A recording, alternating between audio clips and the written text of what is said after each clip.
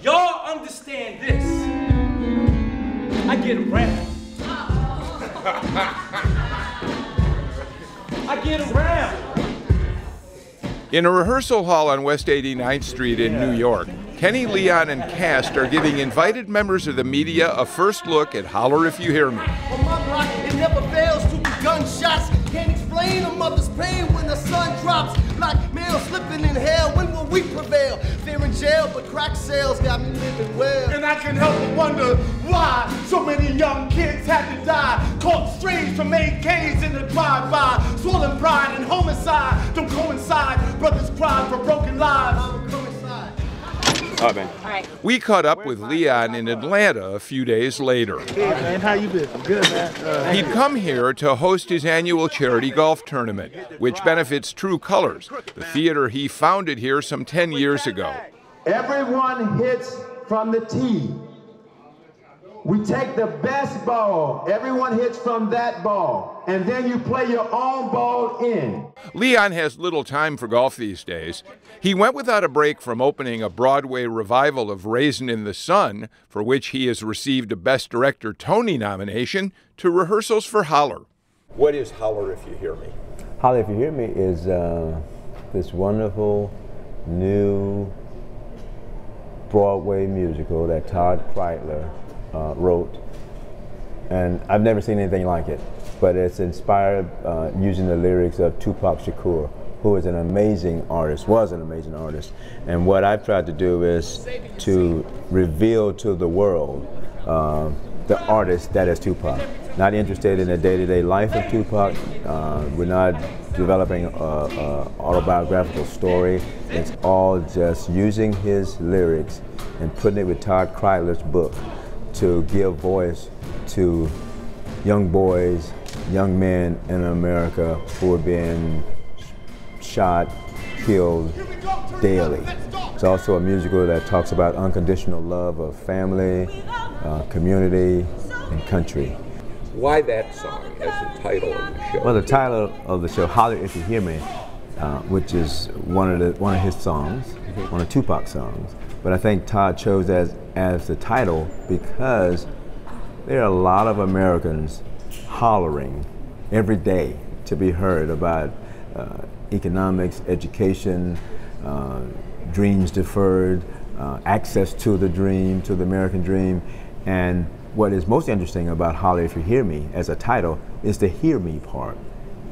We look at the holler part, and in fact, if you look at the New York Times and when it lists the play, it's listed as Holler. But really, we're more interested in the hear me. And if most people who are different from each other, if most Americans just took the time to just listen and hear each other and respect each other, then we could learn and grow from that. Bless! Much love to my brothers in the pen. See you when I free you, if not when they shove me in. Once again, it's an all-out scrap. Keep your hands on your cat and your boys watch your back. As if they catch you in the alley. I tell ya, mess with the best, and the best couldn't help you up. Scream! Feel me? See it clearly? Holler if you hear me. You've become, in many ways, the leading director of African-American theater on Broadway. But is it correct to assume that the way you direct, you believe that what you're really doing is telling universal stories, not just stories about the black experience? Yeah, on Broadway, I don't look at my work as African-American specific. In fact, I just think I'm a director who's trying to, apply my life learning to the specifics of the story I'm telling. Now, my hope is not that the color will dissolve. My hope is that the ideas attached to color and race will dissolve. Every musical has those warm, wonderful ballads, and if you get some people that can deliver it, so we have a love story in the midst of our musicals. You will always be in my heart with unconditional love. Come and listen to my truest thoughts, my truest feelings. Most of my peers losing years beyond this drug dealing. How many caskets can we witness before we see it's hard to live this life without God, so we must ask forgiveness. We must remember that tomorrow comes after the dark, so you will always be in my heart with unconditional love.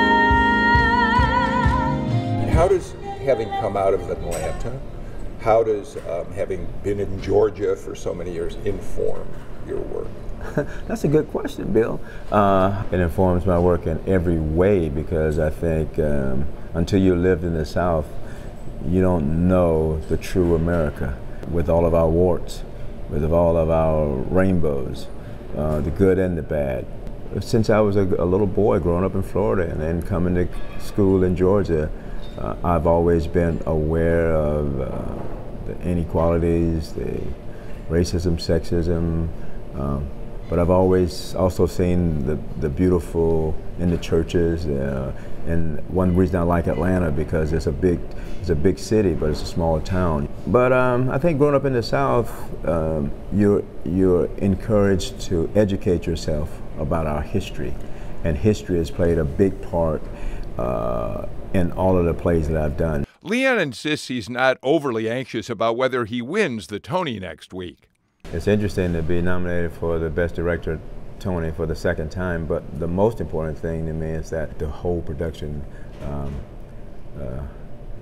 gets that win, you know.